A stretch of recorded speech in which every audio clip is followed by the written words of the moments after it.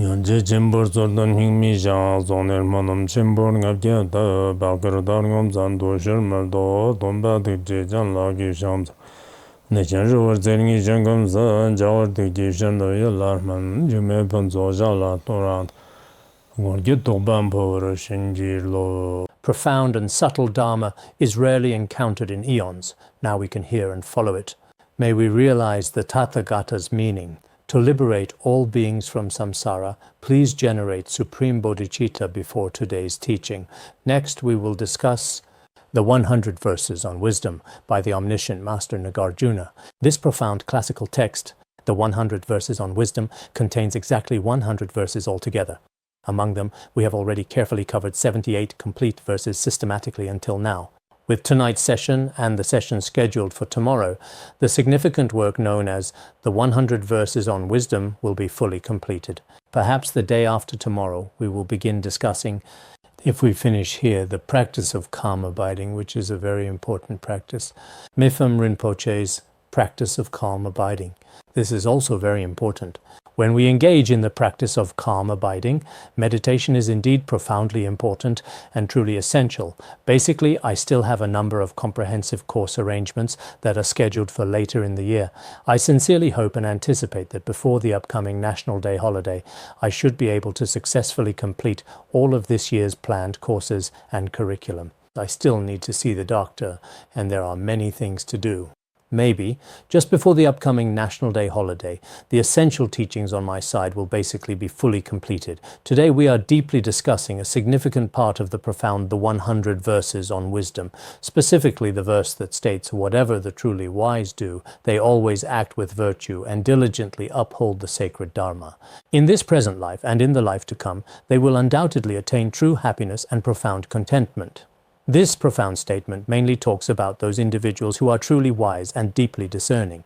No matter what actions they undertake, they always prioritize the true and authentic Dharma first and foremost. They pay very great and careful attention to whether their actions might contradict the sacred Dharma in any way. If that is the case, then, whether in this present life or the next, life will always be very joyful, truly fulfilling, and deeply meaningful. It is certain to be a truly very joyful occasion. I deeply believe that this sentiment is universally shared by everyone present here today.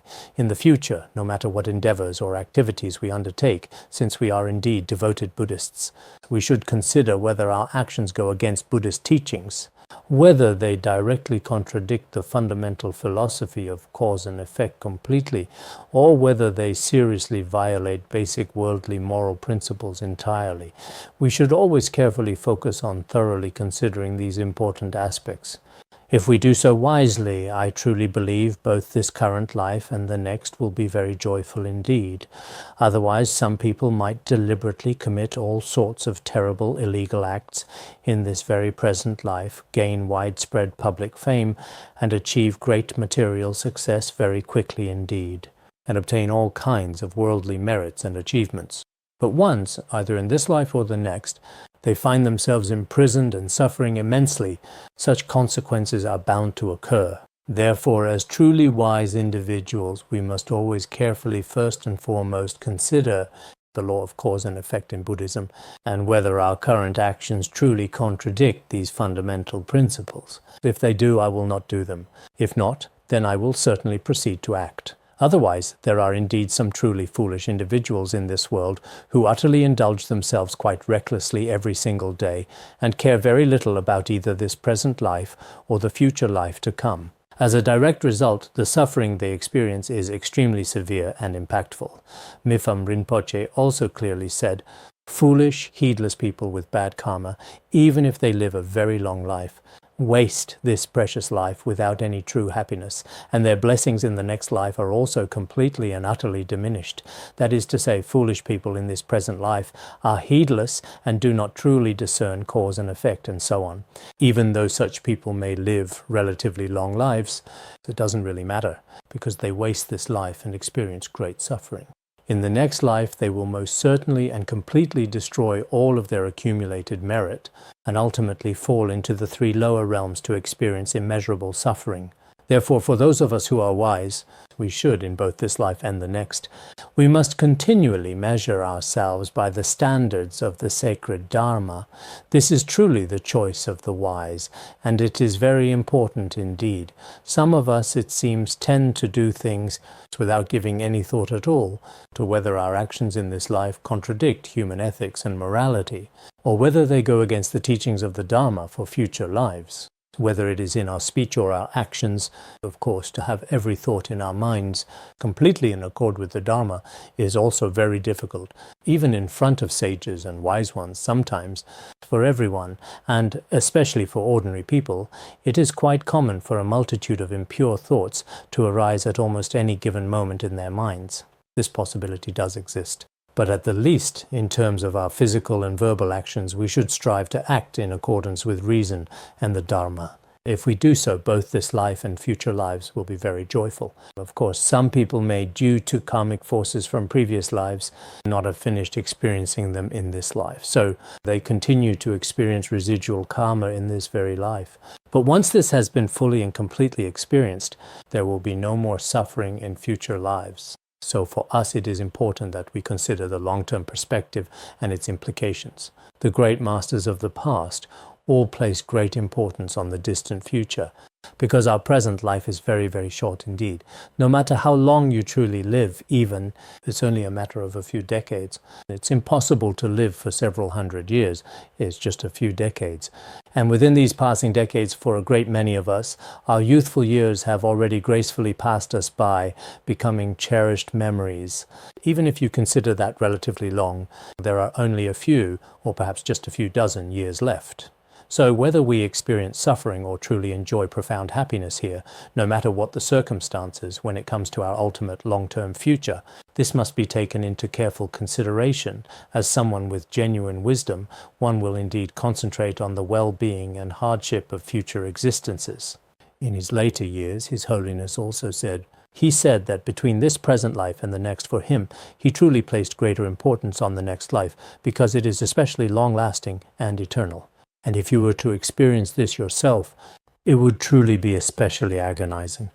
Especially if you fall into the 3 lower realms, it is extremely painful as well. So a truly wise and discerning person should diligently make sure that many, indeed a significant number, of their actions are consistently in accordance with the profound and ancient teachings of Buddhism. Of course, to do this, you need to understand the foundational principles of Buddhist doctrine as a basis. Otherwise, if you know nothing about Buddhism, you won't be able to tell what is in accord or not in accord with it. For example, if a monastic has never studied the precepts, how can they know whether their actions are reasonable or not, or whether they are violating the precepts? Those who haven't studied simply don't understand. So, as a fundamental prerequisite, one should first thoroughly understand the comprehensive training rules. This understanding is extremely important and absolutely crucial. A person skilled in skillful means cannot be harmed by a host of enemies. With the absolutely right method and truly skillful preparation, even something as inherently dangerous as poison can be transformed and become a beneficial nectar. If a person genuinely possesses the profound wisdom of skillful means, then even if the entire world is completely overrun with countless enemies, they still won't be able to inflict any harm upon you whatsoever, remaining entirely safe and secure, because you possess skillful means, just like in our everyday world. If certain medicines are very carefully prepared with great skill indeed, even a potent and deadly poison that possesses the power to kill can be skillfully transformed into a beneficial nectar. So, in this complex world, such truly remarkable and highly effective skillful means genuinely exist, and they are indeed very important. There are also many compelling examples of this within the teachings of Buddhism, including our in-depth study of Vajrayana and its various rituals and practices. All of these are the crystallization of the wisdom of skillful means. In the world, whether dealing with people or handling affairs, one also needs to have a kind of skillful means. This way, you neither violate worldly rules, and at the same time you can smoothly accomplish everything you wish to do. Moreover, on this path, when you truly encounter all kinds of difficulties and crises, they will absolutely have no opportunity to take advantage of you at all, and they won't be able to harm you. you yourself can also move forward smoothly and courageously without any obstacles or difficulties. So a person's profound wisdom is indeed extremely important and truly valuable. If you genuinely possess this wisdom, then you may encounter all kinds of situations, including what we mentioned earlier. For example, in everyone's daily life, you might frequently face various significant crises or unexpected obstacles, but with careful consideration and strategic thinking, you can still smoothly and effectively find a viable way around them. For instance, when we're traveling on the open road, if we were to encounter some significant obstacles, you certainly wouldn't just charge straight through them, would you? Indeed. Instead, you should find a way to go around, or use some other creative, innovative method to safely get past such extremely dangerous and difficult, treacherous mountain paths successfully. Our institute also often encounters various challenging, complex situations in our daily organizational work. From a collective perspective, everyone is quite aware of this. But on the one hand, some truly wise and insightful members of the esteemed institute work together very closely to carefully observe the evolving situation. And at the same time, no one really complains about it. Everyone discusses together, makes decisions after discussion, and then carefully implements those important decisions. As a result, many things have gone relatively smoothly and without significant issues. Compared to that particular situation, many of the issues we faced at that time, including many of our fellow practitioners, truly during the process of practice, whether individually, for example, with their own houses or personal living spaces. Each person also encountered various situations with their own places. Some people even lost their own homes, but later on, through various truly skillful means, we did not have any direct conflicts, nor did we create any negative karma at all. If it were ordinary people, perhaps during this process, it is conceivable that all sorts of different and varied things might have potentially happened. However, for those individuals who are dedicated to the study of Mahayana Buddhism, when encountering these situations, they do not respond in a tit-for-tat manner. Instead, they should rather face them in a truly skillful way. So, for anything that happens in life, as long as there is a skillful and effective method, it is certainly workable. Originally, a potent poison is deadly and extremely frightening indeed.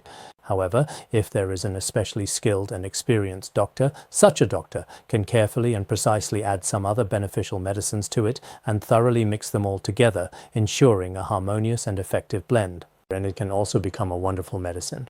Even now, some of the medicines we still use today are certain very toxic drugs. If these toxic substances are carefully and properly prepared, some can counteract other poisons, and some can cure diseases. This kind of phenomenon is actually very common indeed. So in our daily lives, some things can actually be transformed and effectively used on the path. Back in June 2000, I talked about transforming suffering and happiness into the path. At that time, it was the teachings of Dzogchen Master Dziga Kongtrul Rinpoche. I remember there were about 10 classes. At that time, many Dharma friends also felt that the various kinds of suffering encountered in life could be transformed into the correct and proper path through this particular method. It's not that there's absolutely no way. There really should be a way. I think they probably compiled the comprehensive lecture notes from back then as well. I'm also especially grateful to all our wonderful Dharma friends who are here, whether it's comprehensive video recordings or detailed audio recordings, because after we thoroughly finish teaching everyone, if these valuable resources can be meticulously made into accessible and educational materials, then in the foreseeable future, gradually many other individuals might be able to significantly benefit from them and gain valuable knowledge. Because some people might not feel much when listening in person at the time, but after studying, they seem to really gain some quite profound new insights. Especially those who are more diligent, who often attend classes and read books and frequently study on their own.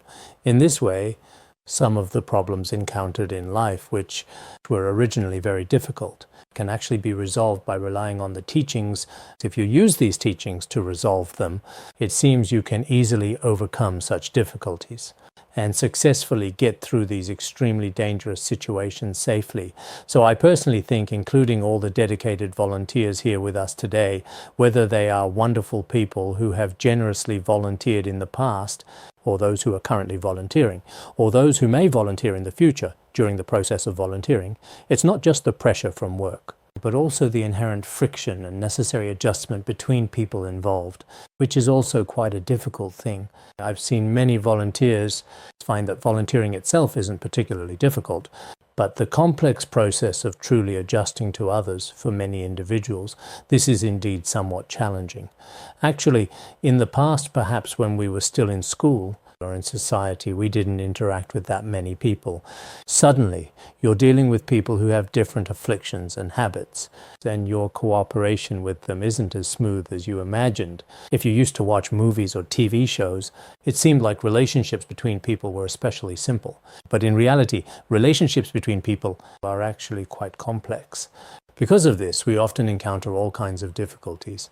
But some people have always, truly indeed, whether it's dedication to the group or through personal commitment and dedication, made truly significant and impactful contributions to the cause. Even organizing a single class actually isn't that simple at all, including myself, whether it's translating or writing content. This is actually the most labor-intensive and challenging task, in fact. If I were to build a scripture hall for me, with the help of a few dedicated individuals, I feel that it wouldn't be very difficult. It should be possible to finish within 2 or 3 years. But if it's an intricate translation or a carefully written work, that might require even more effort and attention. This is especially true now as I get older. I wonder if I can still keep going for 5 years or even 4 years, because when a person truly reaches a certain advanced age, including their precious eyesight, their acute hearing, and their vital memory, many of these important things are constantly and gradually declining. At times like this, if I personally do things myself, the results might not necessarily be very good either. In the end, when a person becomes muddle-headed, no matter what they say or do, it all becomes something for others to laugh at. So at that point, perhaps it's better to simply relax and peacefully bask in the warm golden sun, gently holding a deeply meaningful personal liberation prayer wheel, as mentioned in our A Discourse Virtuous in the beginning, middle, and end, reciting Om Mani Padme Hum, or the Guru Rinpoche mantra, both of which have great merit. Reciting these mantras while basking in the sun and going inside when it rains and sunbathing when it doesn't rain. In the past, many elderly and wise Tibetans practiced this very well, living their lives in such a harmonious manner. Every single day they would leisurely sunbathe and then they would go inside when it started to rain. I truly think this is, if you have even a little time in your later years, this is probably all you can do, because everyone's time. In fact, life is very short. When you still have a bit of ability and intelligence, just like I mentioned the other day, you really start to go downhill. I am also making a concerted effort myself. All of you who are doing these important, meaningful things, I am also very deeply grateful to everyone here today, because now we have these precious, valuable books, which is not easy at all to achieve. Once I personally told a respected Khenpo that back in early 1987 we really wanted to teach others in Chinese, but there were no Dharma texts at all. We also had no experience. By comparison now, no matter which Dharma teaching we give, we certainly have considerable experience in this area. At the same time, the Dharma texts are now quite simple and indeed straightforward. No matter which Dharma text it is, it's relatively simple. But back then, we really wanted to teach many Dharma topics, but we didn't know how to translate, didn't know how to express them. It was a very, very difficult period. Compared to now, thanks to everyone's joint efforts over these past few years, in some respects, perhaps in our current era, it is truly the case that, especially with Tibetan Buddhism now spreading throughout the entire world, the scope of its propagation can truly be said to be, relatively speaking, for quite some time now. It can be said to be unprecedented. So at this time, everyone should recognize that we've encountered such a good opportunity. Nowadays, many people say that some individuals have become very wealthy indeed, precisely because they happened to catch the good timing of the reform and opening up. So they had this opportunity, had these resources, had these favorable conditions. So for many, it may be that whether it's the teachings of the Sutrayana or the Vajrayana, if we have no worries about this. In fact, this is a kind of opportunity. It really wasn't like this before either. Before the 1980s, everyone could clearly see that the words of my perfect teacher was translated by Guo Yuanxing and Lama Gongpa. Everyone is also clear about the scope of these versions. Everyone is aware of this. Afterwards, it's truly hard to say, as many things have significantly changed. Everyone especially cherishes these very favorable conditions indeed. I think this is also necessary. Next, let's talk about skillful means, which are very important. But how do we actually apply skillful means? Everyone can explore this for themselves. Now, moving on. If you do not impartially eliminate your enemies, how can you remove the harmful mind? Entering the battlefield with a broken blade is destined to end in failure. This means that some people really want to eliminate all their hateful enemies without bias. All of these enemies born from hatred. But if I haven't removed my own harmful mind and only think in my heart about eradicating all external enemies, this is not necessarily something that can be achieved. For example, if a person's weapon is actually really broken, if you don't have a weapon, then when you actually enter the battlefield, you are absolutely bound to fail. If you try to eliminate all of your enemies with the mind full of anger, this also may not be possible. If there are no enemies in your heart, there are no enemies in the world. If there are many enemies in your heart, then indeed there will be many enemies in the world. There are truly so many enemies. We want to completely eliminate all of these enemies. Some people might be rather foolish. Anyone who has a bad relationship with them, they want to overthrow and get rid of them all. But this may not be simple. Ekottara Agama Sutra says, resentment never ceases by resentment. This is the way since ancient times. Only by non-resentment can resentment be overcome. This principle will never perish. In this world, if we always repay resentment with resentment, it will truly never end. It will always be like this. But if, in my own heart and mind, if there truly is absolutely no hatred whatsoever within us, then this is definitely the most supreme and effective way to completely overcome all forms of hatred, is the best method of all. This has been, since ancient times, the most successful approach. But people in the world simply just don't truly know this important fact. It's also mentioned in the way of the Bodhisattva, isn't it? If we try to cover the entire whole surface of the earth with leather, it's simply impossible. But a simple pair of thin quality leather insoles can effectively cover the whole vast earth for us completely. It's exactly the same profound principle. In fact, the fundamental spiritual truth lies right here before us. In the Mahayana Sutra on the 6 paramitas of profound meaning, there is this analogy. This analogy is not only from Shantideva, it actually appears quite prominently in the ancient Buddhist sutras as well, which are sacred texts containing the teachings of the Buddha. So, in the wider world, people might often find themselves thinking, I should eliminate all my adversaries, completely wipe them all out from existence. However, in the profound philosophy of Buddhism, as long as we truly eliminate our own anger, perhaps then there will be no more enemies. Even those individuals who harm you will gradually disappear completely. If this is not the case, no matter how many weapons you have, it will still be very difficult. Sometimes I think nowadays when people go to war, it seems that anger is becoming more and more severe, and the weapons are also becoming more and more powerful. In ancient times, when people fought wars, they would shoot arrows at each other using bows and arrows to fight. At that time, the number of lives taken was probably not very high. Later on, there were firearms and hunting rifles, but even then, however, it was still quite a laborious process. You had to light the fire first, then fire the cannon one by one like that. After that, in the Western world, including Great Britain and Germany, they significantly developed some advanced technologies, what we commonly call semi-automatic and fully automatic weapons, you see. Probably started to become common in the 1950s and 60s.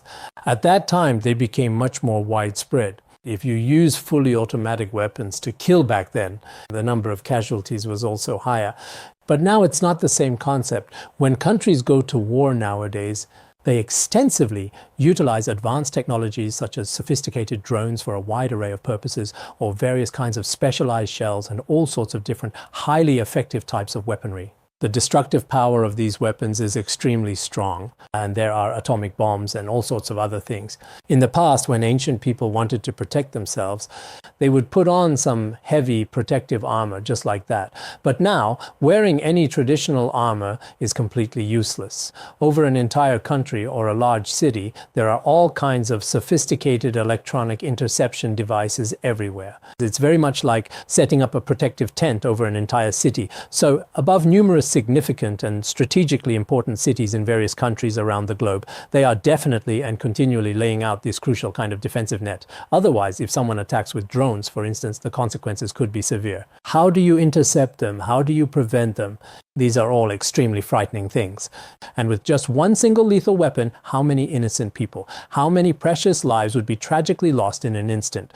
So I truly think, as people's anger and deep-seated hatred continue to grow, the sheer amount of senseless killing also significantly increases. Actually, this is also a kind of retribution for sentient beings, just like we discussed the other day, and as many Buddhist scriptures say. If we kill dragons or other sentient and intelligent beings, if we use extremely cruel and inhumane methods to kill in vast numbers, then these accumulated causes and conditions will inevitably lead to the profound and irreversible destruction of humanity itself. So, if we really want to talk about a meaningful discussion about reason and its implications for our future, perhaps the great compassion and loving kindness taught in Buddhism is actually the very best way to truly subdue one's enemies. But who in this particular world would actually really listen to that?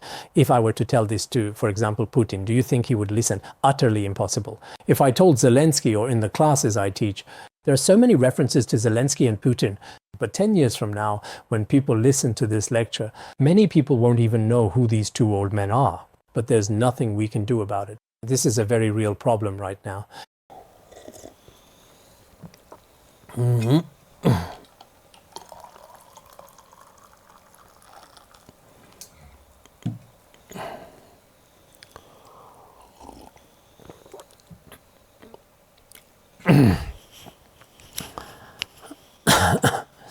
Next, let's talk about this.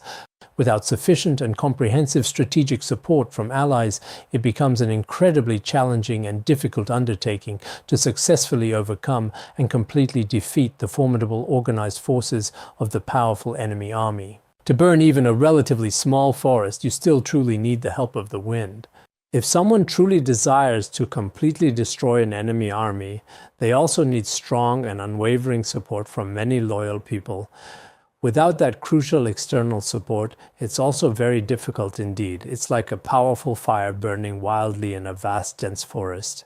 If it doesn't have the crucial and powerful help of the strong gusting wind, the destructive fire will also have an extremely difficult and challenging time, burning down the entire vast and dense forest. This is also the way things are in the world. It's a compelling example of the profound need for global unity.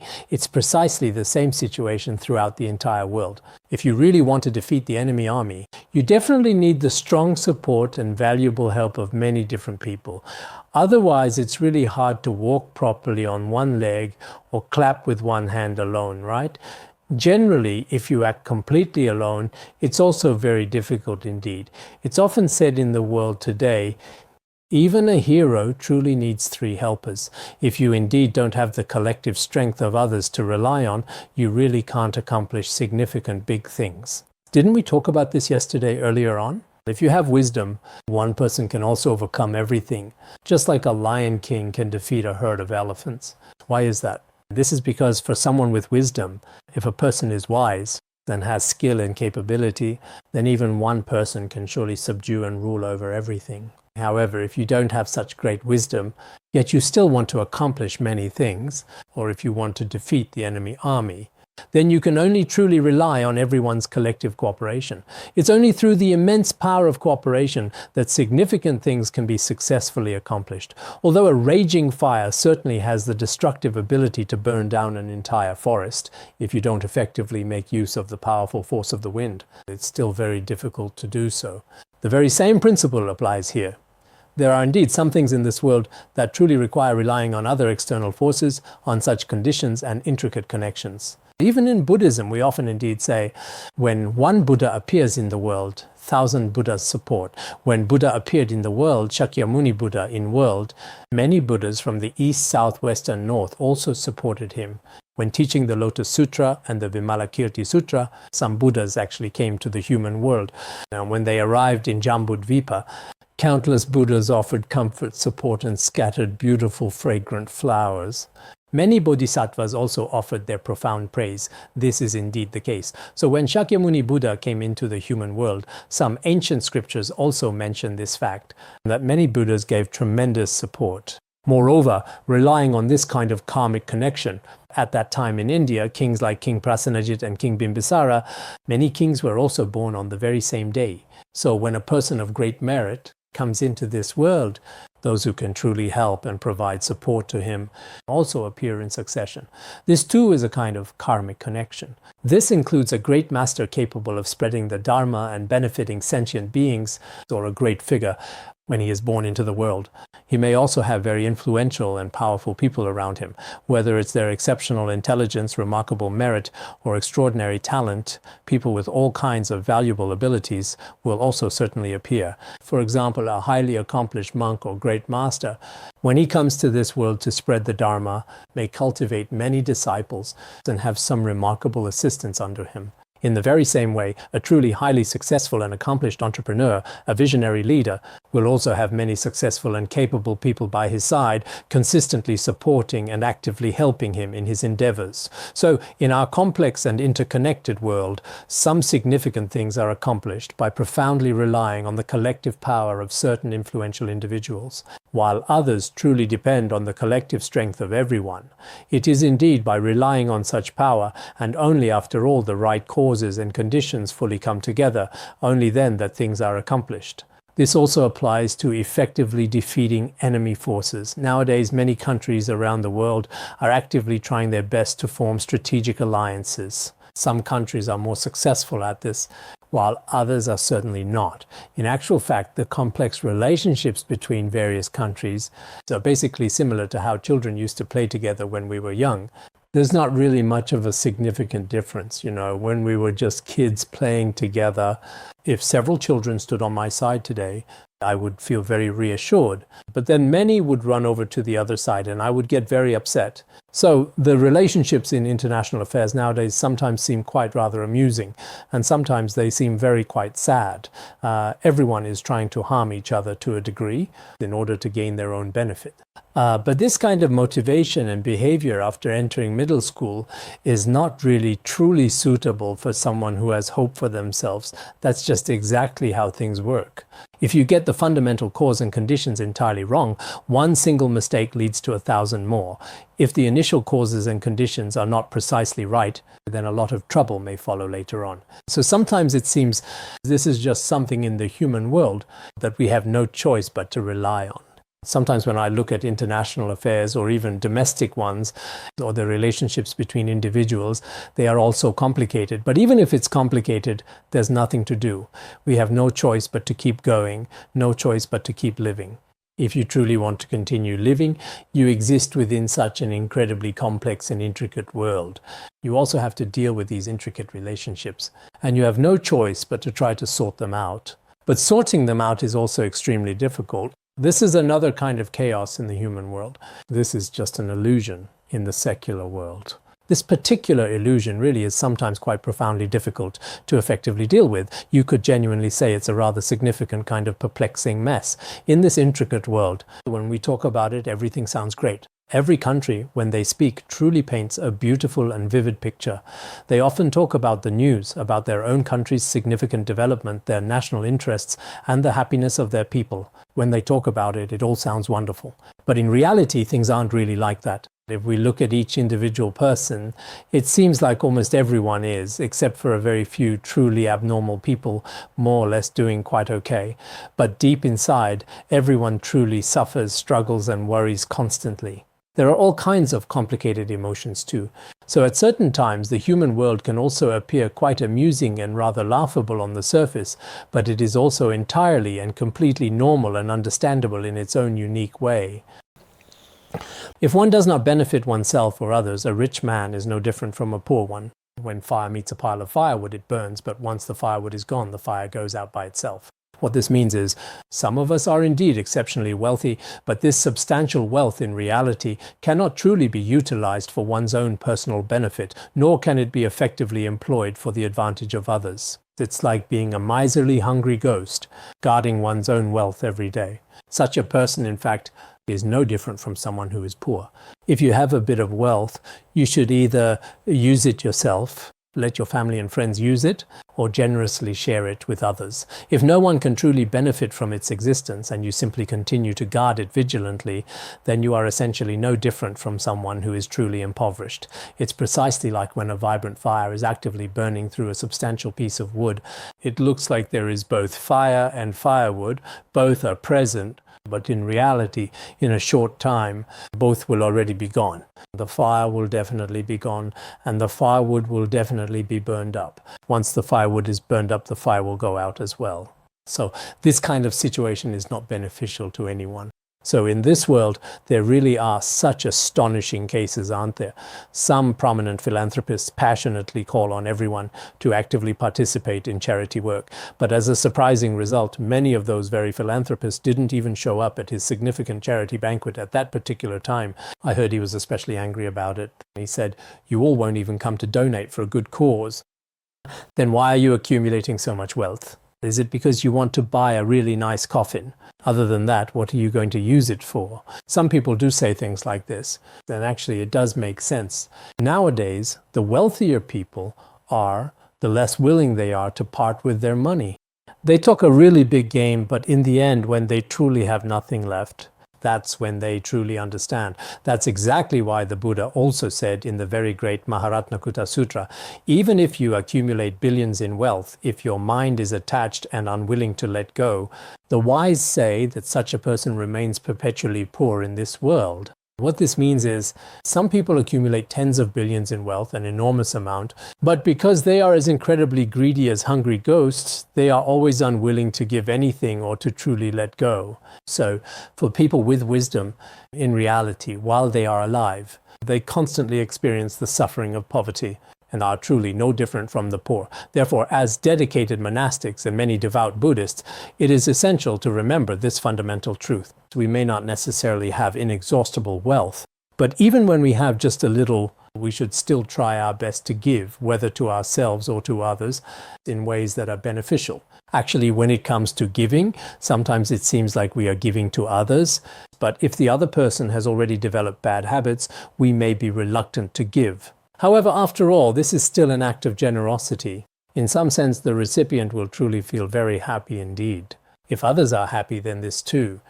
On the surface, it may seem like it's your wealth, but in reality, it should belong to all sentient beings. It doesn't necessarily belong to you. So if you were to give to any single living, conscious, sentient being, it is also very meaningful. Whether it's making offerings above or truly giving below, especially when you expect absolutely nothing in return and simply give to those poor at will freely, to those who are sometimes looked down upon in this world, to those who can't afford an education, and to all kinds of people in suffering, helping these people is truly meaningful. If you embrace and sleep with another man's wife without the protective and restraining force of an iron hook, even a powerful and drunken elephant will surely meet with utter disaster and ruin if it foolishly tries to ride her. Similarly, if you engage in improper conduct with someone else's wife, such as intimately sleeping together, you are inviting severe and unavoidable consequences. Then this is really very extremely dangerous. You are basically asking for trouble yourself. What is this like? It's very much like riding a magnificent and powerful elephant. But under normal circumstances, such a grand animal should always be carefully controlled with a strong traditional iron hook. If you ride a really drunken massive elephant without a strong sharp iron hook, you never quite know exactly when it might suddenly run straight into an abyss. And in the end, it will surely cost you your life. So, in this complicated modern world today, if you don't follow the moral rules properly, whether it's men or women being sexually unfaithful, these harmful, destructive things will ultimately bring a lot of serious danger to everyone closely involved. Both oneself and others will inevitably experience suffering, because nowadays all the so-called marriages and so-called morals in the world, as they are generally understood, are gradually being impacted by Western culture. For this significant reason, the deeply rooted traditional customs and the rich cultural heritage, in a very real and unfortunate sense, have basically been systematically destroyed through various pervasive and impactful ways. As a result, everyone is just looking out for themselves. Maybe people talk about these things a lot on the surface, but in reality, many of their actions are not in accordance with the rules. The consequences brought about by these improper actions are also unimaginable, whether in this very life, where one may suffer all kinds of misfortunes, or in the next life, where one will experience the suffering of hell even more. So generally speaking, whether it's monastics or some lay practitioners, most of them are relatively good. But some people, whether due to their habitual tendencies from past lives, or being temporarily tainted and influenced by the prevailing negative culture and customs and societal practices of the world, if their harmful actions cause serious damage to the morality of themselves or innocent others, they should be stopped immediately, or various appropriate actions should be taken promptly to prevent such destructive behavior completely. Advising others to stop is also extremely important. If someone regularly, consistently, and habitually spends their money on prostitutes, their wealth will quickly be exhausted, just like a small stream in autumn. The very same principle applies here.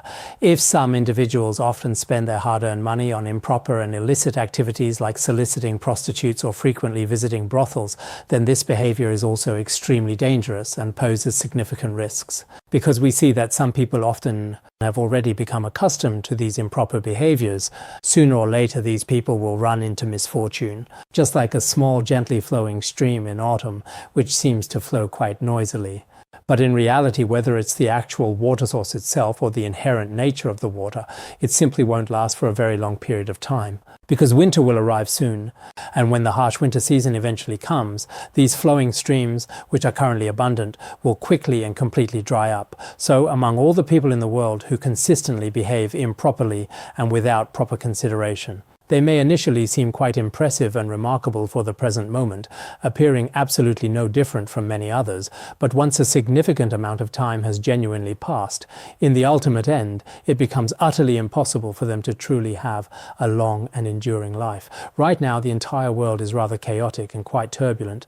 No matter what, especially in the big cities, always have many influential and high-ranking figures in major big cities across the region, or some prominent leaders, their conduct and behavior are often observed to be no longer aligned with or reflective of the traditional virtues and ethical principles that people historically used to discuss and uphold in society.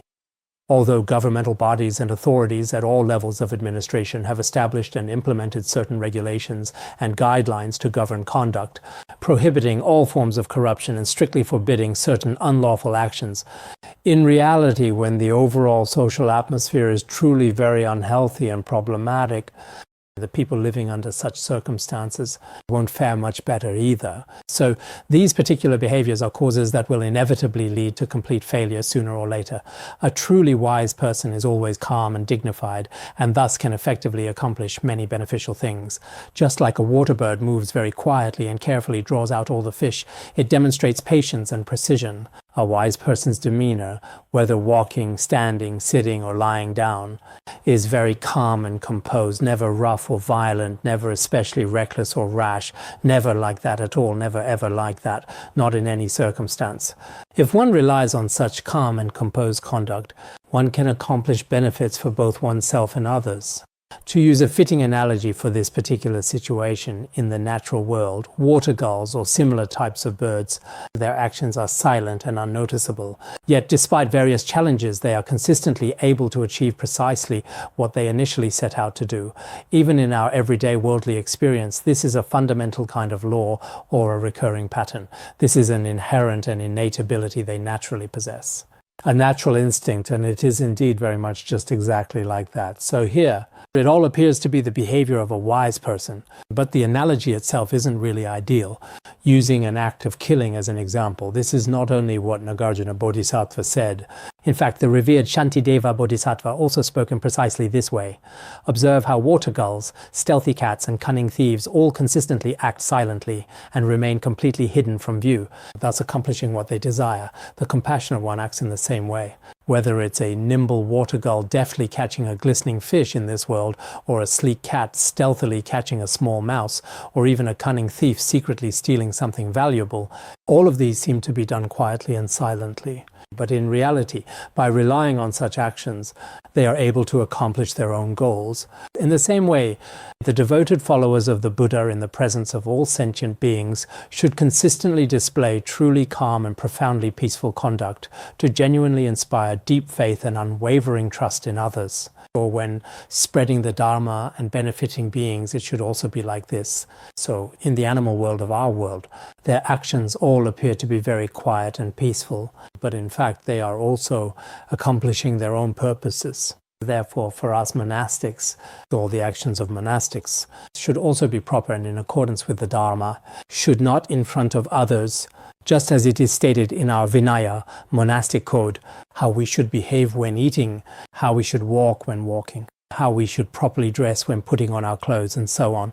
There are very detailed and quite subtle rules. In fact, these are also actions that uniquely accomplish the benefit of both oneself and others. Because as dedicated monastics and committed Buddhists, we actually rely profoundly on peaceful conduct to accomplish our own important affairs. There's a group like this. If we were serving as special police officers within the armed forces, or if we belonged to some other distinct department or organization, then we might not necessarily have to undertake such actions either. This understanding also includes some powerful and wrathful deities in Buddhism who, despite their fierce appearance, serve protective roles, whose conduct is not subject to such requirements either. Even the ritual implements they hold in their hands are of a truly fierce and intense nature. Therefore, in the Buddha's original and authentic Buddhism, especially among all the dedicated practitioners of the Shravakayana, one must always act with peaceful and harmonious conduct. If one is to act with truly peaceful conduct, it is something that most people can readily accept. This includes some monastics, whether in their speech or their actions, which are often observed. In daily spiritual life, one should not be too rough or unruly, even when walking slowly or in other important aspects. Because if some dedicated monastics have not properly studied the sacred precepts carefully, they may be completely unrestrained in walking, speaking loudly, eating, and in all other daily respects. If any of you fellow practitioners here at the Institute wish to truly become a monastic, you should at least first study the proper conduct outlined in the ascertainment of the 3 types of vows, as well as the proper conduct in the novice monk and novice nun precepts. If you are a lay practitioner, the same applies to you as well. The reason some Dharma teachers have not properly studied the precepts is that even when they go out to spread the Dharma and benefit sentient beings, they appear in a way that makes it difficult for others to develop faith. In their speech and other behaviors, they seem even more arrogant than lay people. Whatever they say is especially boastful and high profile, lacking the appropriate demeanor of calm and dignified conduct indeed. This is indeed an issue when propagating the Dharma and benefiting beings, and it is also the meaning discussed in the Bodhikari-avatara. His Holiness Jigme Phuntsok also often spoke about this in class. He would ask everyone to pay attention when walking, especially when entering the city, and to be truly mindful of their behavior in many significant and profound ways. The fundamental reason for saying this is just as it has been previously and clearly described. Therefore, for those individuals who have just recently become monastics and have not yet thoroughly studied the sacred precepts, if you do not study the precepts firstly, in fact, even if you study them many years later, you may not truly learn them very well, because when you initially become a monastic indeed, there is a strong sense of novelty. At that important time, you must first study the sacred precepts and the preliminary practices very well. If you master these 2 completely at that crucial stage, and then go on to study the 5 great treatises, you are more likely to succeed. If you start by studying things like Buddhist logic or other subjects, and only study the precepts many years later, it may not be very effective. So when the Dharma teachers of each and every class teach the precepts, they should not just talk about them in words, but rather explain them thoroughly. But also, in the past, some people who had observed the precepts and had been monastics for a long time should use their own conduct to set a good example for everyone. Especially when young monastics see this, it seems as if they have never studied the precepts before. This is also not very reasonable at all. If you want to accomplish benefit for both yourself and others, your conduct must be calm and composed. Accumulate wealth in a proper way to benefit the world. Then everyone in the world will respect you, like a garland worn on the head. If we want to accumulate some wealth, it must be done properly, in accordance with principles and law. As the saying goes, a gentleman loves wealth but acquires it rightly. This is what people in the world say. If this is the case, then the wealth that you accumulate can truly benefit the entire world. Some of these individuals are people who are poor. Some are those who need help. If you use your wealth to benefit them, then at that time, people in the world will also be especially fond of you. Everyone will be very respectful regarding you, just like a beautiful garland worn on the head. Now in Tibet, we have this very common saying. Some so-called lamas go to Han regions to make money. And when they come back after making a fortune, even if the person is not that particularly remarkable, in the end, many people still show them profound respect because they often generously give alms to others, thereby giving others useful and valuable wealth. That's just really how people are. If someone truly has even a small amount of oil or a little bit of nourishment in their hands makes others consistently and eagerly seek to acquire something similar. For this very reason, people are naturally drawn to them and hold them in high regard. This fundamental principle is also a profound and undeniable law of nature, reflecting an inherent truth about human interaction and desire. But as monastics, if we try to accumulate a lot of wealth, it doesn't really conform to the precepts. The main thing is to use the wealth we rightfully have to help others. Just as it is said in the Entering the Middle Way, actually monastics should focus mainly on giving the Dharma. Lay people, on the other hand, mainly practice generosity with their material wealth. Nowadays, some monastics and practitioners have become a little bit extreme. Some individuals are especially and intensely greedy for wealth and will go to absolutely any lengths to solicit donations.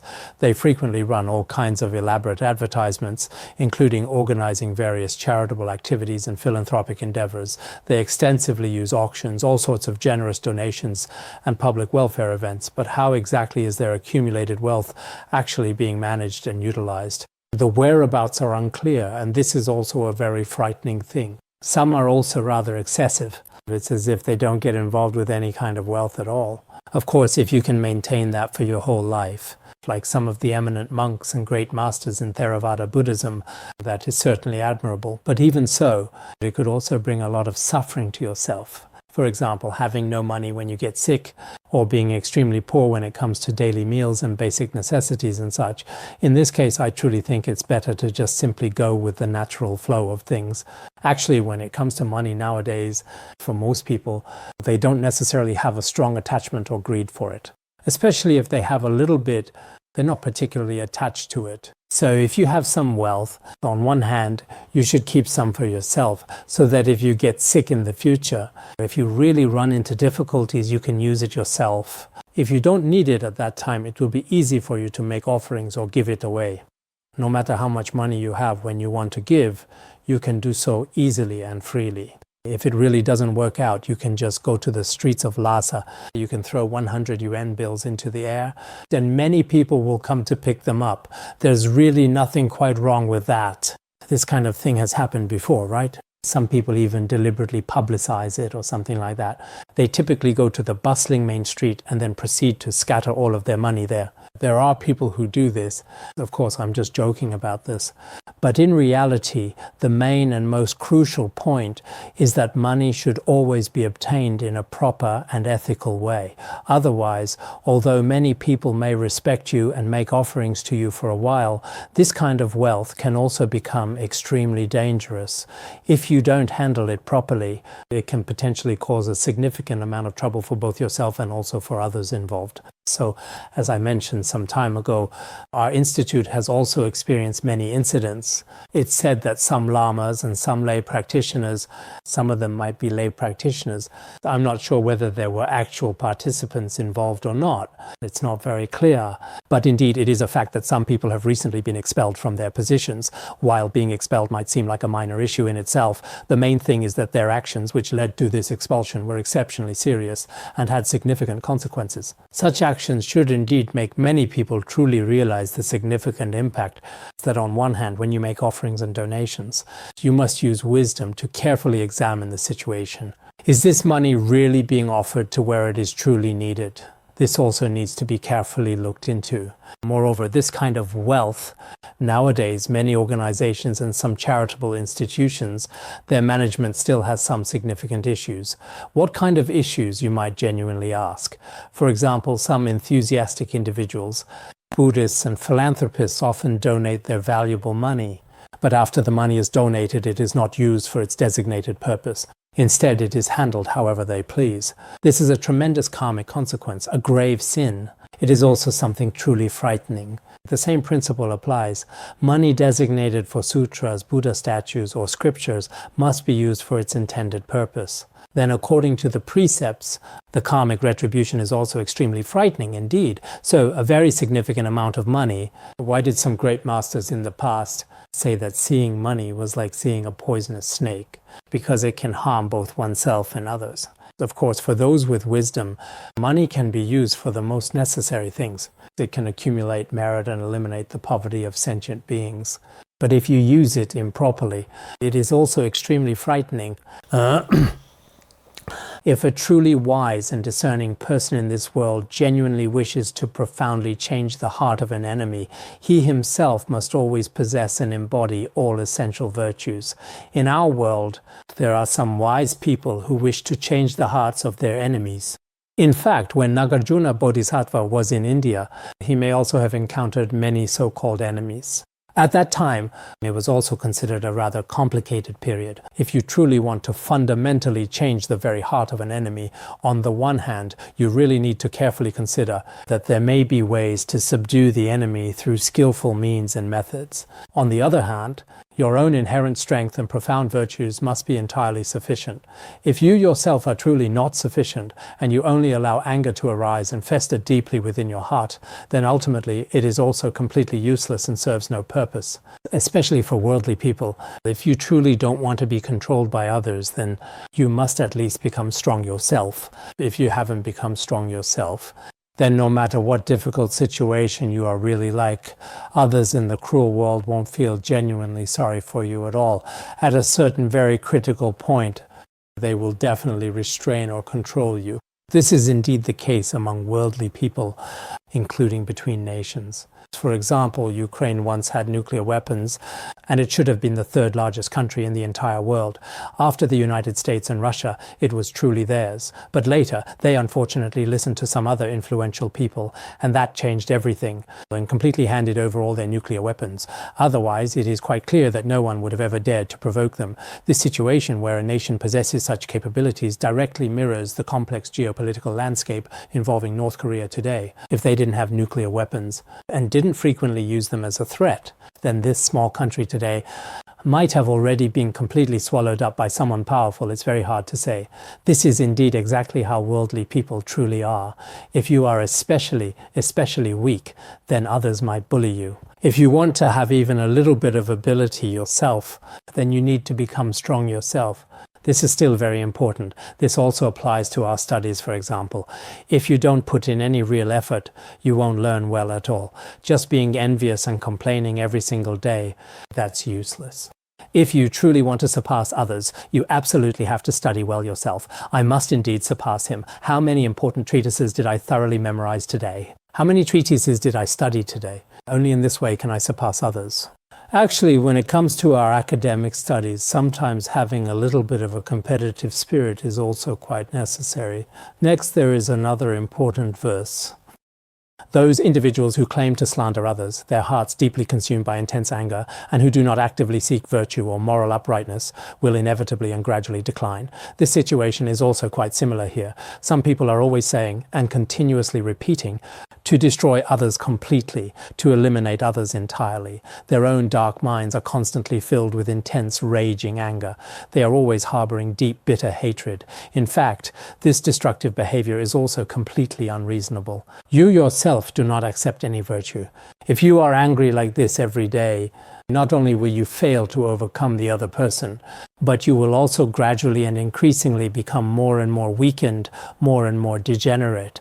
This is also profoundly true from a personal perspective. Some of us often say, this person is bad, that person is bad. Their hearts are also especially unbalanced.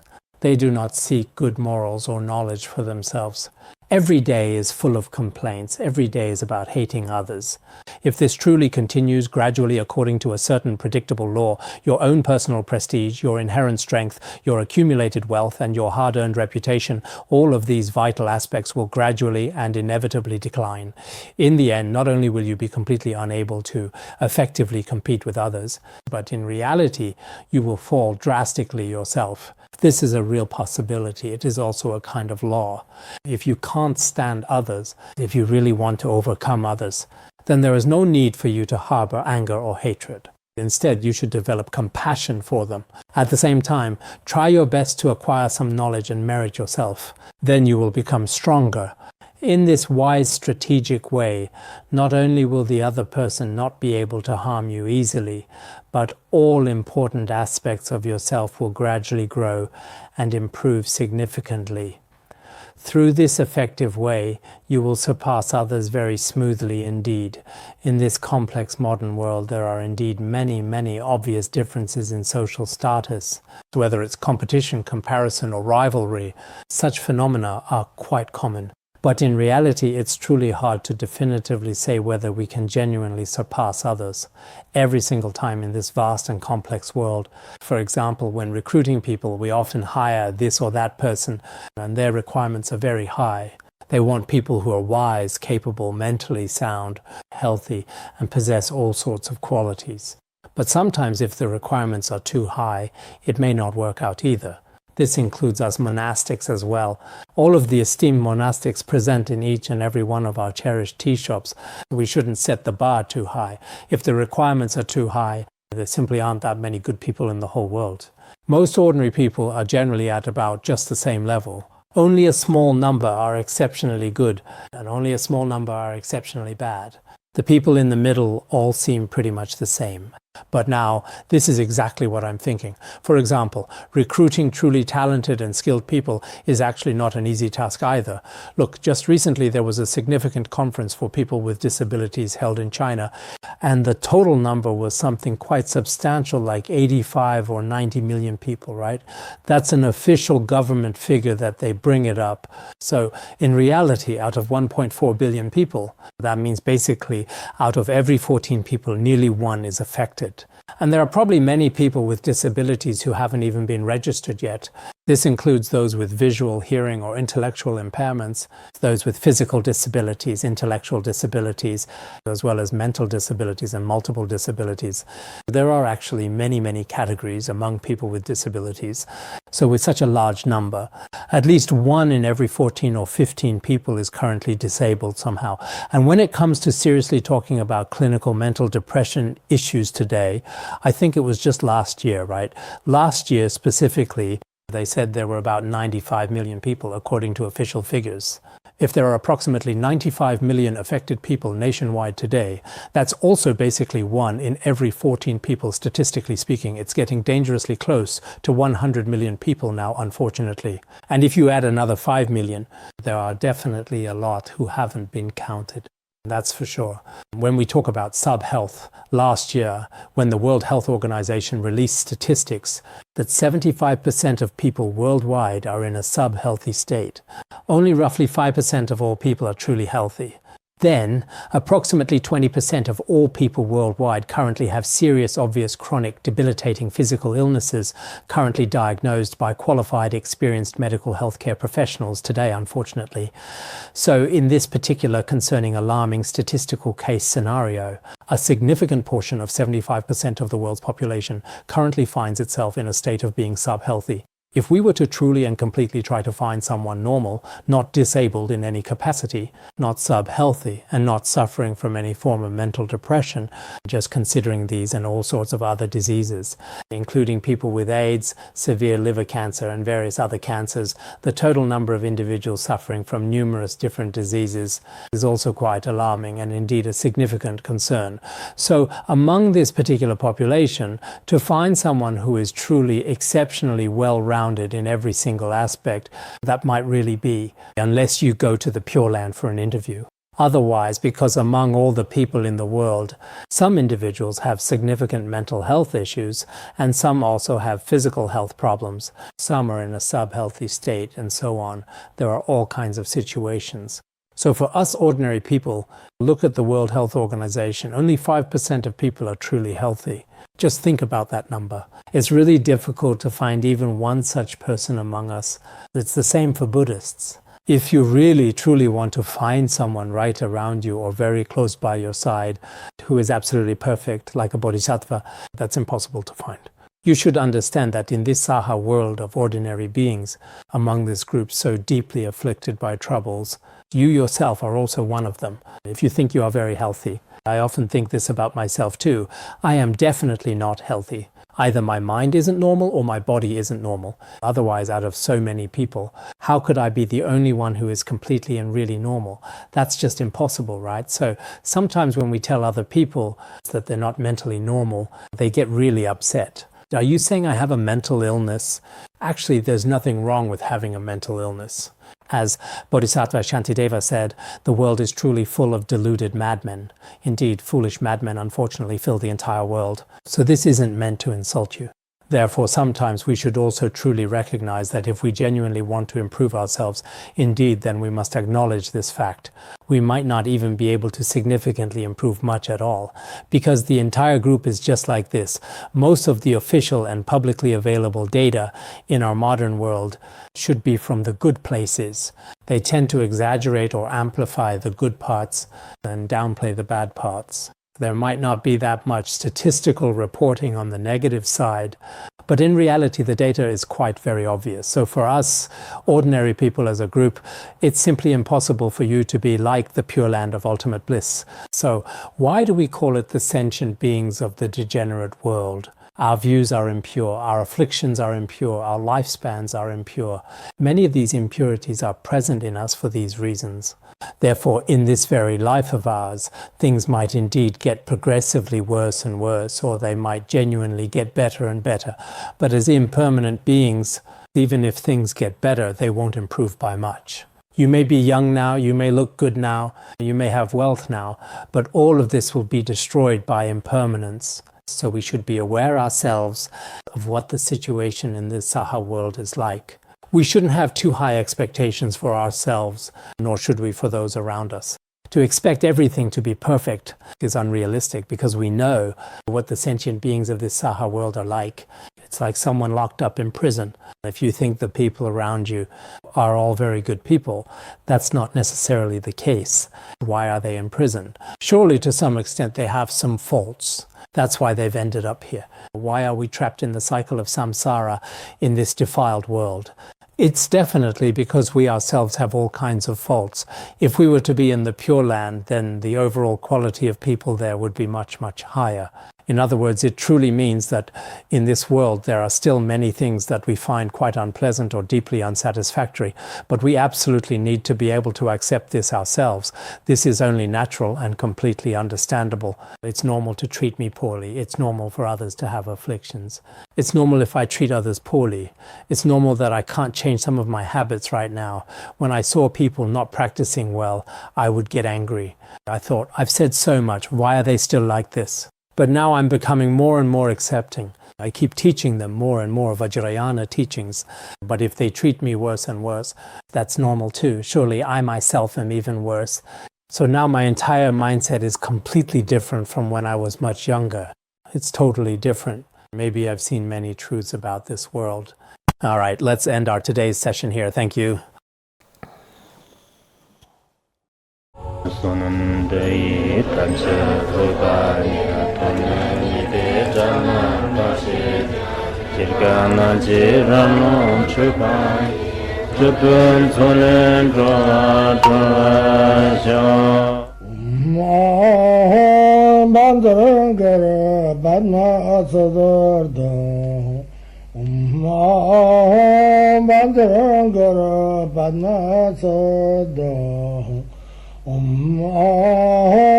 Bandara Bandara